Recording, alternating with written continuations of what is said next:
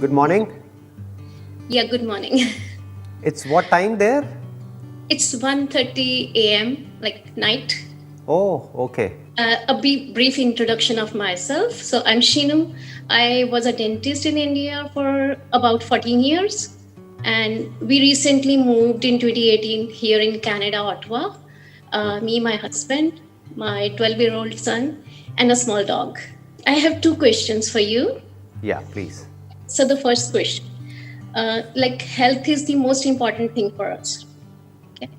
तो उसके लिए बहुत एफर्ट भी करना होता है, like most important and most effortful thing to maintain and may be we take it for granted, क्योंकि इसके जो साइड इफेक्ट्स हैं for a less healthy lifestyle उसके बहुत सालों के बाद आते हैं, ऑल्दो इरिवर्सिबल होते हैं। जैसे कि आज मीठा खाया तो कल डायबिटीज नहीं होगा, वो काफी देर बाद होगा।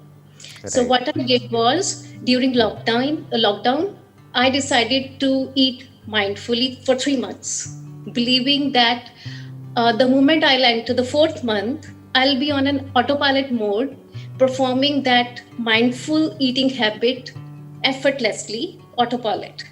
See, so my question now starts. It's like you also आपने एक दो सेशंस में बताया कि आपने 32 टाइम च्यू करने वाली हैबिट इंस्टिल की थी खुद में, और फर्स्ट अटेम्प्ट में it didn't work that way, लेकिन देन आपका ये you were successful in that. So my basic question is sir, old habit को न्यू हैबिट के साथ रिप्लेस करने में आपको कितना टाइम लगा और क्या था जो चैलेंजिंग था?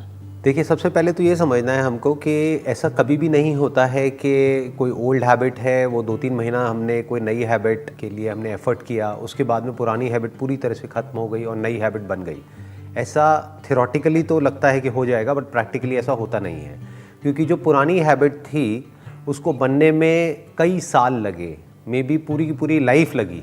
तो आप ये नहीं एक्सपेक्ट कर सकते कि 2-3 महीने में वो पूरी तरह से गायब हो जाएगी। That is always there in the subconscious.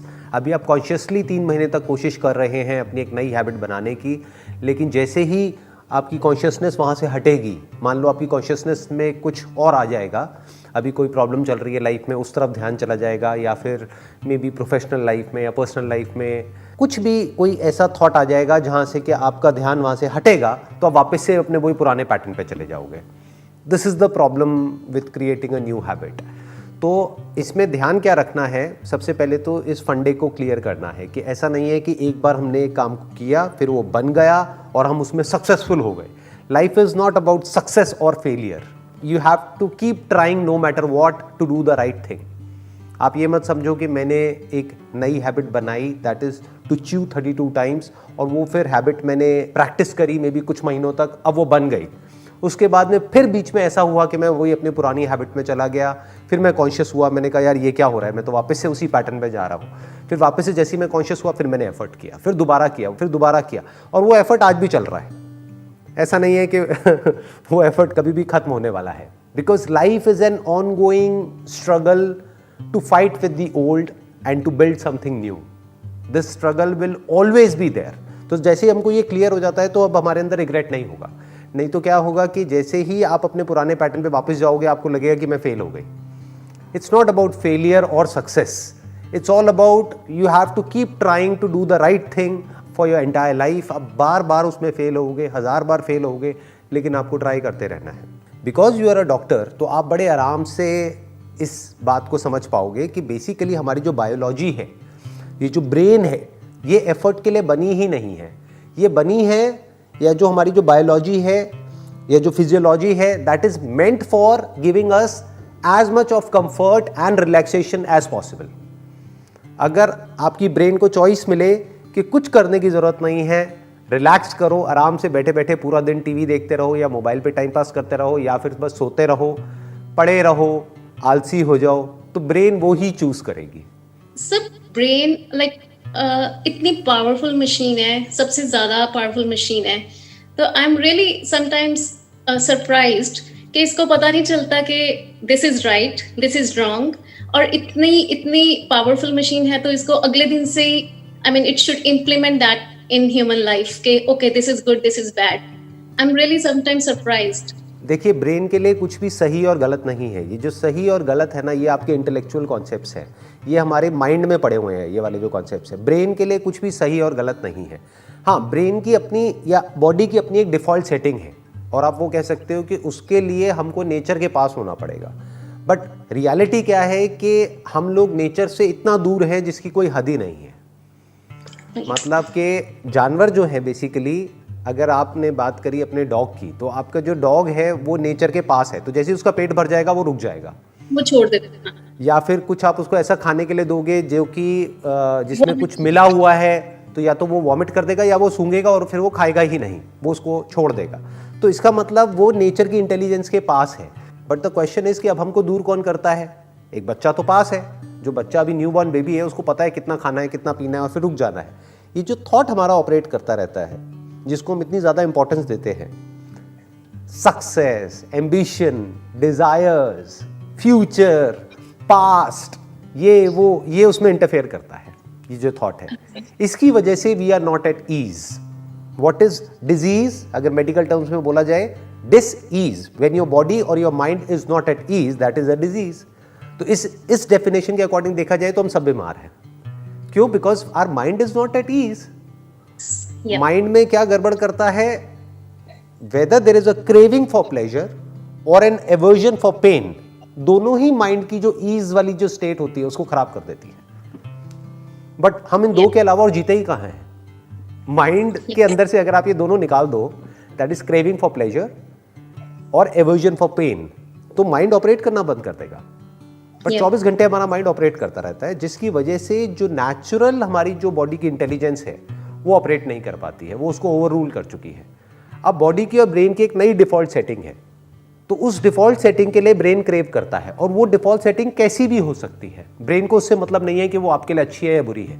For example, किसी को सिगरेट पीने की आदत है, तो वो बॉडी के लिए अच्छी नहीं है, वो बॉडी को खराब कर रही है अंदर से। लेकिन क्योंकि बॉडी को आदत पड़ गई है, चाहे वो सिगरेट हो, चाहे ड्रग्स हो, चाहे कुछ भी हो, चाहे कुछ ऐसा खाना हो जो आपकी बॉडी के लिए अच्छा नहीं है, आदत पड़ गई है, तो बॉडी को और कुछ समझ नहीं आएगा, बॉडी के लिए वही फ्यूल है, body will start craving for it. तो दैट इज द प्रॉब्लम कि we are far away from nature. इस वजह से अब ये जो प्रैक्टिस है, आपको ये करते ही रहना पड़ेगा पूरी लाइफ के लिए। यानी ये कोशिश ये कभी खत्म नहीं होने वाली है। ये मत समझो कि 3 महीने में या 4 महीने में, 1 साल में नई हैबिट बन जाएगी। फिर आप कहीं जाओगे, मान लो इंडिया जाओगे कुछ टाइम के लिए, 1 महीने के लिए, वहां पे वो आपको खिलाएंगे, पिलाएंगे, ये करेंगे, वापस से बैक टू नॉर्मल। वो जो भी आपने 1 साल में किया वो सब खत्म 1 हफ्ते के अंदर अंदर। Got that answer. Thank you. I have another question. Please. Sir, मैंने थोड़ा सा नोटिस किया है कि हमारे around most of the people nowadays, उनमें कुछ करैक्टर्स कॉमन होते हैं, ट्रेट्स जो हैं, जो मतलब मुझे डिस्टर्ब कर रहे हैं कि क्यों हैं, जबकि वो अच्छे नहीं है। I mean, I am not affected by those, but I have to tell my son and I have to justify why they are not good. So, like the first one is to belittle others. When even they are living on credit, on debt, even their mobile is on credit, they are paying EMI for those. उनके पास mobile data को पे करने के लिए पैसे नहीं है, but they will buy every new model of a new mobile at an EMI, right? So they show their materialistic possessions to belittle others. और सर, इस तरह के behavior का जो end result है वो क्या है? मतलब I know they are empty from inside, but still they show how they manage those things. So that is my question. And where will they end? ऐसे जो लोग होते हैं जो अंदर से खाली हैं और बाहर से ऐसे दिखा रहे हैं कि पता नहीं हमारी लाइफ कितनी बढ़िया चल रही है, या फिर हम कितने एफ्लुएंट हैं, या फिर हमारे पास में देखो क्या क्या है, और ये वो बोस्ट कर रहे हैं, तो आप ये मत समझो कि वो आपको नीचा दिखाने की कोशिश कर रहे हैं। वो ये दिखा रहे हैं कि वो अंदर से क्या है। वो अंदर से इतने छोटे हैं कि उनको थोड़ा सा भी बड़ा फील होने के लिए, क्योंकि अंदर से इतने शैलो हैं, तो थोड़ा सा बड़ा फील होने के लिए they need some gadgets, they need something in order to justify, क्योंकि अंदर से उनको पता है कि उनका सच क्या है, कि अंदर से वो खोखले हैं। तो बाहर से उनको कुछ ना कुछ चाहिए ये दिखाने के लिए औरों को कि देखो मैं भी कुछ हूँ। तो ज़रूरी नहीं है कि वो आपको नीचा दिखाने के लिए ऐसा कर रहे हैं, बल्कि ये भी हो सकता है कि आपके आगे अगर वो शो ऑफ कर रहे हैं, वो ऐसा भी हो सकता है किसी के आगे ना करें शो ऑफ, आपके आगे अगर कर रहे हैं तो कहीं ना कहीं उनको आपको देख करके ये एहसास होता है कि हम कितने अंदर से खाली हैं, और वो देखो क्या क्या कर रही है। लोगों को ये गलतफहमी हो जाती है कि अगर हम सामने वाले को ये दिखाएंगे कि हम ये हैं, हम वो हैं, हम वो हैं, तो सामने वाला हमारी रिस्पेक्ट करेगा। In order to get some respect from you, तभी तो वो बोस्ट कर रहे हैं। और इसकी जो जड़ है वो क्या है? क्योंकि वो खुद की ही रिस्पेक्ट नहीं करते हैं डीप डाउन, क्योंकि वो अपनी लाइफ में एक्चुअल में कुछ ढंग का नहीं कर रहे हैं। जो अंदर से एक्चुअल में स्ट्रांग होता है या एक्चुअल में लाइफ में कुछ मीनिंगफुल कर रहा होता है या कुछ ढंग का कर रहा होता है, वो कभी भी शो ऑफ नहीं करेगा। जो एक्चुअल में वाइज होगा या फिर नॉलेजेबल होगा, वो कभी भी अपनी नॉलेज को शो ऑफ नहीं करेगा। लेकिन जो अंदर से खाली होगा, वो कहीं पर भी गूगल पे थोड़ा बहुत कुछ पढ़ेगा और जैसे उसको मौका मिलेगा जा करके ऐसे दिखाएगा कि देखो मुझे तो सब पता है। जो भी इस तरीके से दिखा रहा है, चाहे वो नॉलेज को दिखा रहा है, चाहे वो पैसे को दिखा रहा है, चाहे वो चीजों को दिखा रहा है, आप समझ जाओ वो अंदर से खोखला है, अंदर से खाली है।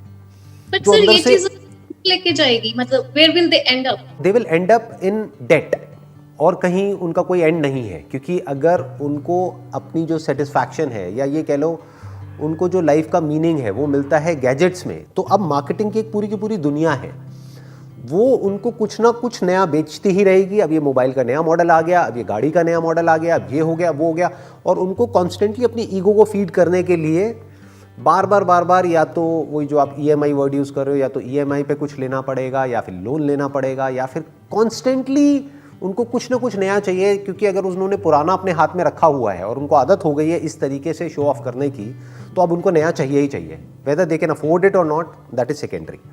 बट इन बेवकूफ़ लोगों को देख करके हमको उनके जैसा नहीं बनना है, हमको उनकी बेवकूफ़ी से सीख लेना है कि वो बेवकूफ़ हैं, दे आर फूल्स। क्योंकि एक दिन मैं बताता हूँ उनका एंड क्या होगा। या तो वो एक दिन आपके पास आएंगे आपसे पैसा मांगने के लिए, दैट इज़ वन, कि भाई अब मेरी बहुत बुरी हालत है, थोड़ा सा मुझे आप हेल्प कर दो, नंबर वन। नंबर टू, वो डेट में इतने बुरे तरीके से जा करके फंसेंगे, फंसना ही है, मतलब फाइनेंशियल प्रॉब्लम्स उनकी लाइफ में एंड तक रहेगी और वो कभी भी उससे बाहर नहीं आ पाएंगे। तो बाहर से वो बड़े ऐसा लगेगा आपको कि बहुत ही सॉर्टेड है, लेकिन अंदर से वो पूरी तरह से एंशियस होंगे लाइफ को लेकर के। क्योंकि जिस भी बंदे के ऊपर कर्जा है किसी भी तरीके का, वो चैन से सो नहीं सकता है। वो बाहर से दिखा सकता है कि मैं बड़ा नॉर्मल हूँ, मैं ये हूँ, मैं वो हूँ, बट कहीं ना कहीं बैक ऑफ द माइंड उसके माइंड में टेंशन रहेगी कि कहीं मेरी ये गाड़ी कोई उठा करके ना ले जाए। सोचो जिस बंदे के अंदर इतनी इनसिक्योरिटी है कि मेरे पास में इस गाड़ी का लेटेस्ट वो है या नहीं है, उसको लेकर के वो इतना इनसिक्योर हो रहा है, तो अगर उसकी गाड़ी को कोई एक्चुअल में उठा करके ले गया तो वो कितना इनसिक्योर हो जाएगा। तो उनके अंदर इनसिक्योरिटीज़ भरी पड़ी है। तो ऐसे लोगों से वैसे अगर आप डिस्टेंस मेंटेन करें तो बेटर रहेगा। क्योंकि ये जो लोग होते हैं सुपरफिशियली जीते हैं, मतलब एक्चुअल में उनको जब मतलब होगा तो आपके पास भागे भागे आएंगे, फिर चाहे वो मतलब पैसे का है, चाहे अपनी कोई ज़रूरत का है, चाहे कुछ भी है। जैसे ही आपको उनकी ज़रूरत होगी तो वो पीछे हट जाएंगे। क्योंकि वो अंदर से खाली है ना। They don't understand the meaning of love, they don't understand the meaning of friendship, they don't understand the meaning of giving का तो सवाल ही नहीं उठता उनकी लाइफ में। वो किसी को कुछ दे तो सकते ही नहीं है, ले सकते हैं लेकिन वो किसी को कुछ दे नहीं सकते हैं। तो ऐसे दोस्त बनाने का भी कोई लॉजिक नहीं है। समझ जाओ कि सामने वाला बंदा ऐसा है और उससे एक डिस्टेंस मेंटेन कर लो। मान लो एक टाइम पे वो आपका बहुत अच्छा फ्रेंड था, मान लो एक टाइम पे आपका और उनका बहुत अच्छा रिलेशन था, बट अब वक्त बदल चुका है, अब उनसे हम डिस्टेंस मेंटेन कर सकते हैं। And we can get close to such people जो एक्चुअल में लाइफ में अंदर से ग्रो कर रहे हो। Sir, when they are close relationships, do we expect that they will improve? Because it hurts. जब तक उनकी खुद के अंदर से रियलाइजेशन नहीं आएगा तब तक वो चेंज नहीं होंगे। हर एक का अपना एक बेसिक नेचर होता है। अगर आप अपने ऊपर भी रख करके देखेंगे तो आपके अंदर भी बहुत सारी ऐसी कमियां होंगी जो शायद कोई एक्सपेक्ट करता होगा कि आप इम्प्रूव हो जाओ, लेकिन औरों को छोड़ो, आप खुद भी अपने लिए एक्सपेक्ट करते होगे कि जो अभी आपने पहला क्वेश्चन पूछा था कि भाई मेरा लाइफस्टाइल ऐसा है, वो क्वेश्चन कहाँ से आया? इसका मतलब लाइफस्टाइल में कोई प्रॉब्लम है जिसको आपने ठीक करने की कोशिश करी 3 महीने तक, लेकिन उसके बाद भी वो ठीक नहीं हुआ।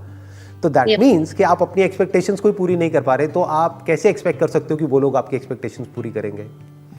तो कभी भी concept of right and wrong है, ये हमें किसी और के ऊपर नहीं थोपना चाहिए। हमें सिर्फ ये देखना है कि हमें किन लोगों के पास जाना है और किन से दूर होना है। तो वो लोग जो अंदर से शैलो हैं या अंदर से खोखले हैं, उनसे आप दूर रहो, नहीं तो धीरे धीरे आप भी वैसे ही हो जाओगे। बस ये ध्यान रखना होता है। नहीं तो ना चाहते हुए भी उनके कुछ, जैसे बोलते हैं ना कि भाई खरबूजे को देख के खरबूजा रंग बदलता है, तो ना चाहते हुए भी उनका रंग आपके ऊपर चढ़ने लग जाएगा। कोशिश करो ऐसे लोगों के कांटेक्ट में रहो जो अंदर से फंडामेंटली स्ट्रांग हो। फंडामेंटली स्ट्रांग होने का मतलब आज के टाइम में क्या है, जिनके खर्चे कम हो, कमाई ज्यादा हो। Simple. Yeah. Yes. Yes. You That got was all the really answers? thankful. हाँ, you got Yes, the answer. and I mean, I was so disturbed with these questions, and you gave me so simple solutions to that. Thank you. Thanks a lot. Most welcome. Thank you so much.